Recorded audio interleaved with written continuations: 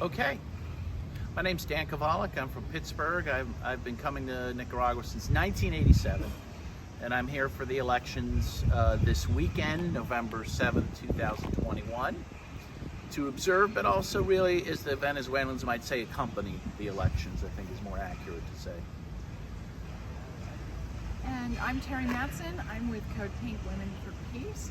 I'm also the host of Code Pink's weekly YouTube program, What the F is Going On in Latin America and the Caribbean. And so I am here in a dual role. One, I'm leading an election observation delegation of U.S. and Canadian citizens, and also participating in the press pool. So I am wearing two hats this week. My first visit to Nicaragua was July of 1984. This is my 7th or 8th trip to Nicaragua since, and we are all here to ensure that the Nicaraguan people's voices are heard and that they are permitted to vote freely without external intervention. It's great. So we're standing here in front of what is now known as the Crown Plaza. It used to be known, and most of us from the day know it as the Intercontinental. And back in the day, it was the hotel in Nicaragua. In fact, if you were at the airport, you would say, "Take me to the hotel," and this is where you would go. And apparently, in history, if you read about the history of this hotel, and I assume it's haunted, every major conspiracy, whether by the Somocistas or the Sandinistas, was hatched somewhere in this hotel. And so it's a fascinating place to be. It's a real important part of Nicaraguan history.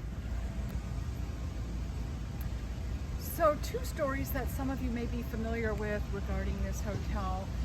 One, this is the hotel where Howard Hughes locked himself, isolated himself for almost a year.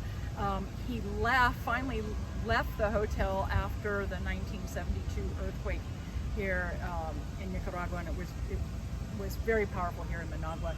He left at that point, but this is the hotel that he locked himself up in and just lived on the top floor. And peed in the mason jars. You know, his very eccentric personality.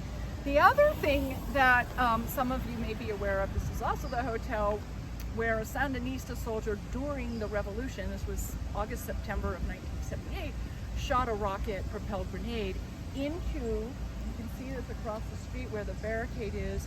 That's the National Guard battery. At the time, it was, Somoza's military, and so the RPG was launched from this hotel by a revolutionary soldier into that. Of course, now the military base is FSLN, Sandinista military run. So it's a pretty. This hotel, as Dan told you, has a history, and that's an understatement. So I'm here in Managua, Nicaragua at the Bismarck Martinez home development. This is a development of houses for working poor.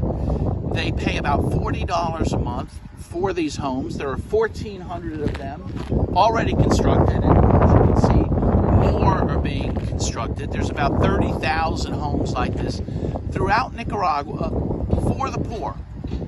These have been built by the government of Nicaragua, the Sandinista government, though we were explicitly told by one of the residents here that you don't have to be a Sandinista supporter to live here.